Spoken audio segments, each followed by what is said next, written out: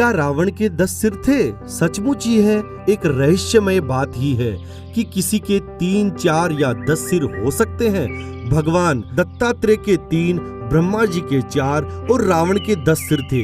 रावण दुनिया में इस नाम का दूसरा कोई व्यक्ति नहीं है। राम तो बहुत मिल जाएंगे लेकिन रावण नहीं। रावण तो सिर्फ रावण है। राजाधिराज लंकापति महाराज रावण को दशानन भी कहते हैं कि रावण लंका का तमिल राजा था। साथियों, आज हम आपको बताएंगे रावण के 10 सिरों का वास्तविक रहस्य क्या था। नमस्कार और स्वागत है आपका हिंदुइज्म मिस्ट्री के इस खास वीडियो में। साथियों, सभी के मन में एक सवाल आता है, क्या रावण के 10 सिर थे? क्या सचमुच ये सही है? कुछ विद्वान मानते हैं कि रावण के 10 सिर नहीं थे, किंतु वह 10 सिर होने का भ्रम पैदा कर देता था। इसी कारण लोग उसे दशानन कहते थे। कुछ विद्वानों के अनुसार रावण 6 दर्शन और 4 वेदों का ज्ञाता था, इसलिए उसे 10 कंठी भी कहा जाता था।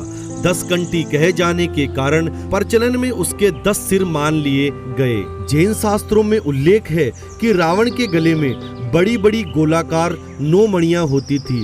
उक्त मणियों में उनका सिर दिखाई देता था, जिसके कारण उसके 10 सिर होने का भ्रम होता था।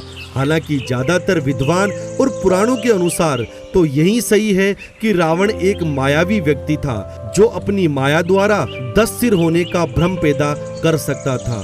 उसकी मायावी शक्ति और जादू के चर्चे जगत प्रसिद्ध थे। रावण के 10 सिर होने की चर्चा रामचरितमानस में आती है। वह कृष्ण पक्ष की अमावस्या को युद्ध के लिए चला था तथा एक एक दिन क्रमशः एक एक सिर कटते रहे थे। इस तरह 10वें दिन अर्थात शुक्ल पक्ष की दशमी को रावण का वध हुआ, इसलिए दशमी के दिन रावण दहन किया जाता है। रामचरितमानस में वर्णन आता है कि जिस सिर को राम अपने बाण से काट देते थे, पुनः उसके स्थान पर दूसरा सिर उभर आता था। विचार करने की बात है कि क्या एक अंग के कट जाने पर वहां पुनः नया अंग उत्पन्न हो सकता है।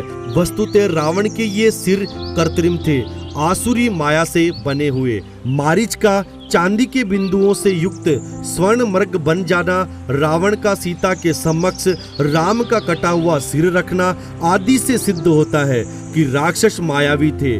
वे अनेक प्रकार के इंद्रजाल जानते थे, अर्थात जादू जानते थे। तो रावण के 10 सिर और 20 हाथों का भी मायावी या कृत्रिम माना जा सकता है। साथियों, आज के लिए बस इतना ही। धन्यवाद। जय सिया राम।